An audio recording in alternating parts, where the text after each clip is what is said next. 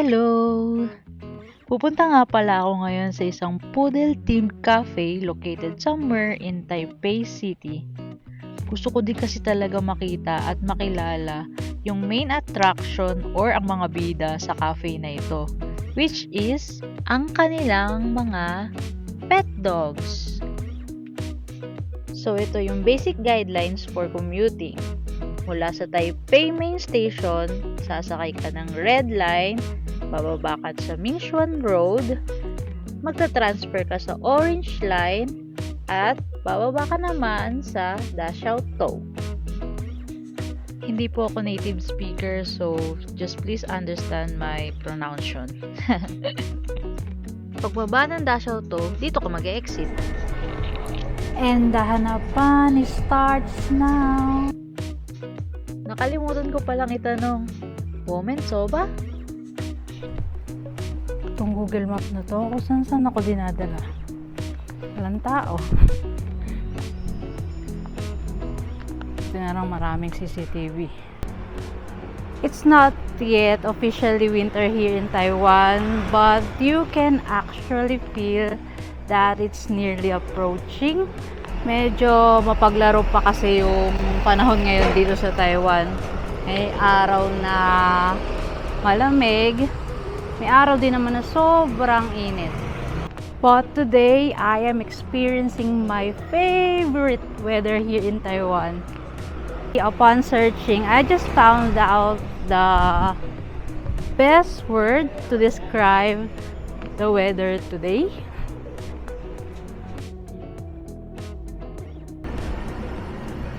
Dahil din sa panahon ngayon, kaya ang sipag ko gumala ngayon. Look at that! And I guess we're here.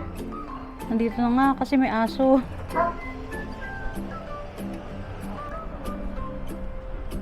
Wala silang subtitle, kaya baka mapapalaban ako ngayon.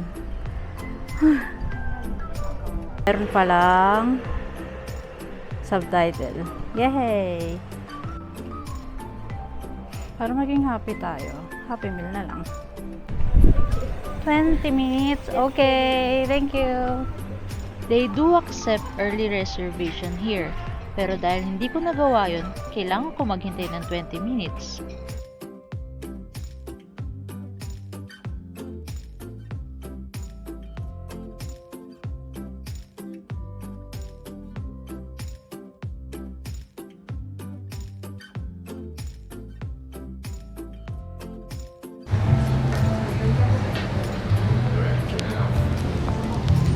Di nagkakalayo sa buhok.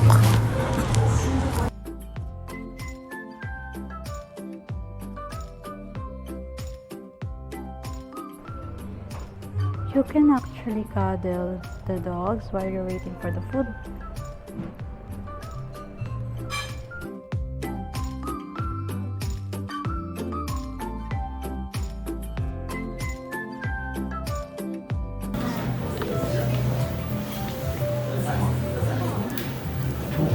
Party.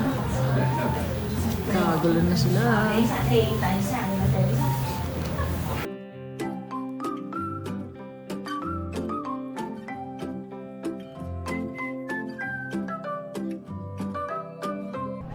Actually, I'm expecting the place to be, the playful place, active environment, active ambience.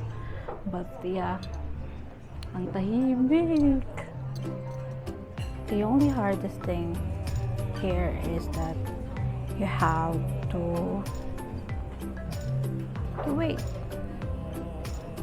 To wait for the dogs to pass you by, and your phone must be prepared on taking videos and pictures.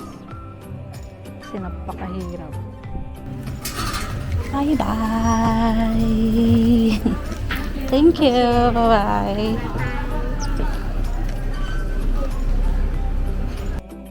At oras na nga para manghusga. When it comes sa pagkain, reasonable naman ang prices nila since most of their a la carte menus are served in big portion. Good for 2 to 3 people. So I suggest if you wanna visit this place, better come here by pair or group para hindi ma-overwhelm both your wallet and your appetite. But when it comes to their overall service, thumbs up ako sa kanila. You won't feel neglected kahit mag-isa ka lang or kahit yung pinakamura pa na menu ang orderin mo. Plus, easy to approach and easy to communicate with pa ang mga staff nila since they are also a good English speakers. Meron lang akong very light issue when it comes sa mga pet dogs. Maybe is it because I'm expecting them to be playful or active? But for my overall experience, do I recommend this place? Mismo!